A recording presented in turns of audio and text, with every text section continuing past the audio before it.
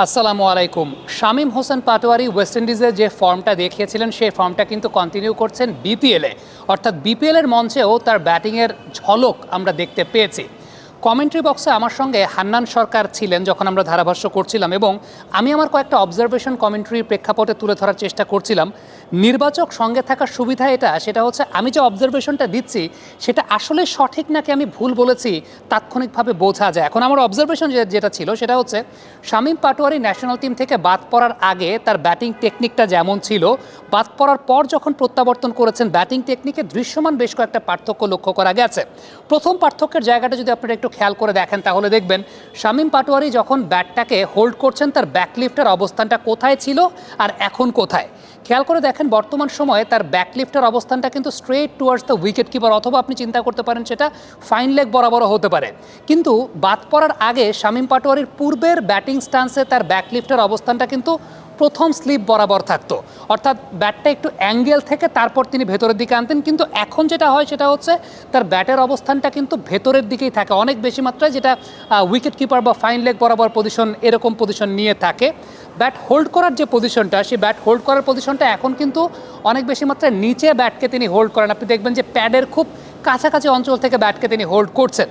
এই ব্যাপারটা কমেন্টের সময় আমি উপস্থাপন করেছিলাম। হান্নান সরকার যে কথাটা বলেছেন যে হ্যাঁ, একদম রাইটলি পয়েন্টেড আউট, কারণ শামীম পাটোয়ারি বাদ পড়ার আগে তার যে প্রবলেমটা হচ্ছিল সেটা হচ্ছে 140 বা তার চাইতে একটু ওপরের গতির যে বলগুলো, সেই বলগুলোর এগেনস্টে শামীম পাটোয়ারি প্রপার রিয়াকশন টাইমটা দিতে পারছিলেন না। কারণ ওই যে ব্যাটটাকে যখন তিনি এই সাইড থেকে আবার শট খেলার জন্য আনছেন, ওই সময়টাতে একটু ফ্র্যাকশন অফ আ সেকেন্ড বেশি সময় লাগতো, যে কারণে পরবর্তী সময়ে ন্যাশনাল টিম সার্কিটের টিম ম্যানেজমেন্টের কোচিং প্যানেল তার ব্যাটিং টেকনিকটা নিয়ে কাজ করেছেন, এবং সেই ব্যাটিং টেকনিকে আলটিমেটলি তিনি এখন ব্যাটের অবস্থানটা কিন্তু যেমনটা আপনারা দেখতে পাচ্ছেন একদম উইকেট কিপার বা ফাইন লেগ ওই পজিশন থেকে ব্যাটটাকে নামান, এবং এটা একটা টেকনিক্যাল চেঞ্জ তার জন্য করা হয়েছে যাতে একটু বেশি গতির বলকে তিনি ঠিকঠাক মতো নেগোশিয়েট করতে পারেন।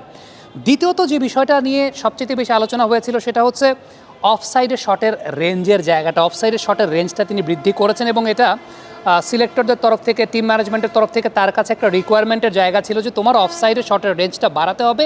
সেটাও শামীম পাটোয়ারিকে আমরা দেখতে পেয়েছি লাস্ট ম্যাচে অফ সাইডে বেশ কিছু শট তিনি খেলেছেন এবং রানও পেয়েছেন। তবে উল্লেখযোগ্য জায়গা আমি যেটা বলবো সেটা হচ্ছে ব্যাটের সুইংয়ের কমপ্লিট যে সুইংটা, অর্থাৎ কত বড় ব্যাট সুইংটা তিনি করছেন। খেয়াল করে দেখবেন তিনি যখন শট খেলছেন শটটা শেষ হচ্ছে কোথায়, শটটা কিন্তু শেষ হচ্ছে একদম পিঠের এই পেছনের জায়গাটাতে। আমরা জাস্ট শামীম পাটোয়ারির কয়েকটা বলের ভিডিও যদি আপনাদেরকে দেখাই, তিনি যখন শট খেলছেন শটের কমপ্লিটটা কোথায় হচ্ছে, কমপ্লিটটা পেছনের পিঠের ওই জায়গাটা। তার মানে কত বড় ব্যাট রোটেশন তিনি নিচ্ছেন। এই যে ব্যাট সুইং নিয়ে কাজ করা, ব্যাট রোটেশন নিয়ে কাজ করা, দিস ইজ ভেরি ইম্পর্ট্যান্ট। এই ইম্পর্টেন্সটাই বর্তমান সময় মডার্ন ডে ক্রিকেটাররা বা মডার্ন ডে ক্রিকেটার তারা কিন্তু এই কাজগুলোই করছেন বা এই কাজগুলো নিয়ে কাজ করার চেষ্টা করছেন।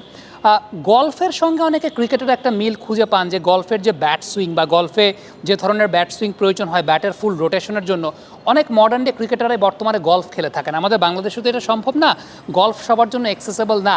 বাট শামীম পাটোয়ারির এই ভিডিওর মধ্যে এই কথাটা আমি কেন বললাম, কারণ আপনারা যদি দেখেন যে গলফের বেসিকটা যেরকম থাকে সত্যিকারের অর্থে, একজন গলফার নর্মালি এইভাবে যখন দাঁড়াচ্ছেন জাস্ট যে কাজটা করেন যে এই যে বলটা এই পাশে থাকে, এইখান থেকে এই শট এইভাবে নেগোশিয়েট করার চেষ্টা করেন। সো এই যে জায়গাটা, এই এন্টায়ার জায়গাটাই কিন্তু ব্যাট সুইংটাকে অনেক বেশি মাত্রায় হেল্প করে। আমরা অনেক জস বাটলার থেকে শুরু করে স্টুয়ার্ট ম্যাকগার্গ, অনেক প্লেয়ারই আছে যাদেরকে আমরা দেখি যে বিভিন্ন সময়ে সোশ্যাল মিডিয়াতে তারা গলফ প্র্যাকটিস করে থাকেন। সো আমাদের যেহেতু এই সুযোগটা নাই, আপনারা কিন্তু চাইলে এরকম নেটের মধ্যে এরকম টেনিস বল দিয়ে হতে পারে, ক্রিকেট বল দিয়ে হতে পারে, জাস্ট আপনার ব্যাট সুইংয়ের জন্য আপনি জায়গায় দাঁড়িয়ে থেকে এই কাজগুলো করতে পারেন যে আপনার ব্যাট সুইংটাকে বড় করার জন্য।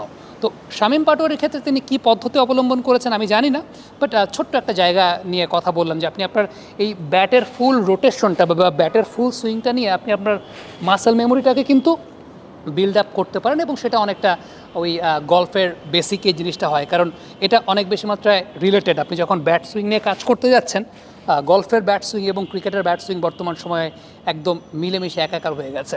শামীম পাটোয়ারিকে নিয়ে আপনাদের অবজারভেশন জানতে চাই, কমেন্ট বক্সে লিখে পাঠাবেন। Thank you so much.